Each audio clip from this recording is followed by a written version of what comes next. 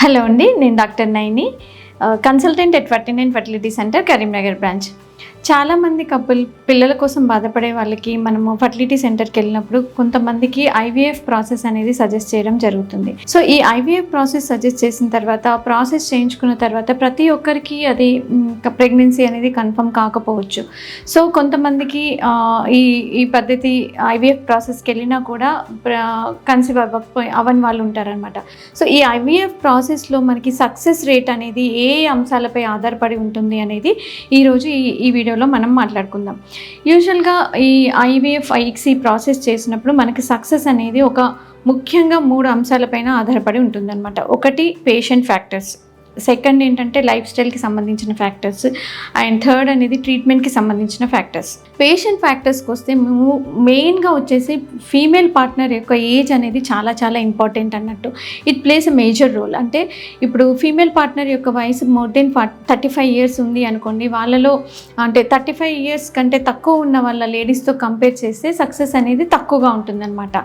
So ఇది చాలా important factor అన్నట్టు. సో ఇకపోతే ఇంకా లైఫ్ స్టైల్ విషయానికి వస్తే ఎవరికైతే అంటే కొన్ని రకాల హ్యాబిట్స్, అంటే ప్రెగ్నెన్సీ కోసం ప్లాన్ చేసే వాళ్ళు ఆల్కహాల్ కానీ, స్మోకింగ్ కానీ ఇలాంటి అలవాట్లు ఉన్న వాళ్ళు, తర్వాత ఓవర్ వెయిట్ ఉన్న వాళ్ళలో డయటరీ న్యూట్రిషన్ కరెక్ట్గా తీసుకొని వాళ్ళలో, వీళ్ళన్నీ లైఫ్ స్టైల్కి సంబంధించిన ఫ్యాక్టర్స్ వల్ల కూడా సక్సెస్ అనేది ఆధారపడి ఉంటుందన్నమాట. సో నెక్స్ట్ వచ్చేసి ఏంటంటే ట్రీట్మెంట్కి సంబంధించిన ఫ్యాక్టర్స్. ట్రీట్మెంట్కి సంబంధించిన ఫ్యాక్టర్స్లో మనకి యూజువల్గా మీ ప్రాబ్లమ్ని బట్టి మీకు ఏ ప్రోటోకాల్ యూజ్ చేయాలి అనేది డాక్టర్ డిసైడ్ చేస్తారు. సో మెయిన్గా మనకి ట్రీట్మెంట్ విషయానికి వస్తే మనకి ల్యాబ్ కల్చర్ కండిషన్స్ అనేది వెరీ వెరీ ఇంపార్టెంట్ అనమాట. సో మీరు ఏ సెంటర్ని చూస్ చేసుకుంటారో ఆ సెంటర్లో ల్యాబ్ ఫెసిలిటీస్ అని ఎలా ఉన్నాయి, ల్యాబ్లో అంటే లేటెస్ట్ టెక్నాలజీ అనేది ఎంబ్రియో సెలెక్షన్ కోసం ఎంత లేటెస్ట్ టెక్నాలజీ వాడుతున్నారు, అక్కడ డాక్టర్స్ ఎక్స్పీరియన్స్ ఎట్లా ఉంది, అక్కడ సక్సెస్ రేట్ ఎట్లా ఉంది, అక్కడ ఎంబ్రియాలజిస్ట్ ఎక్స్పీరియన్స్ అనేది ఎలా ఉంది, ఇవన్నీ కూడా ఒక రోల్ ప్లే చేస్తాయి అన్నమాట.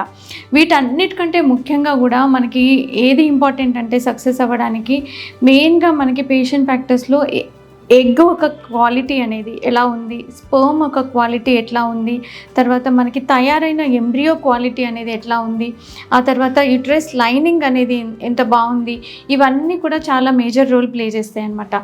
సో ఇవన్నీ బాగుంటేనే మనకి 1 సైకిల్లో మనకి సక్సెస్ రేట్ అనేది అట్లీస్ట్ 35 to 40% ఉంటుంది. సో ఒక్కొక్కసారి మనకి ఇందులో సక్సెస్ రేట్ ఇంకా ఇంప్రూవ్ అవ్వాలి అని అంటే సెకండ్ సైకిల్ నెక్స్ట్ టైం తర్వాత కూడా మళ్ళీ ట్రై చేయాల్సి ఉంటుందన్నమాట.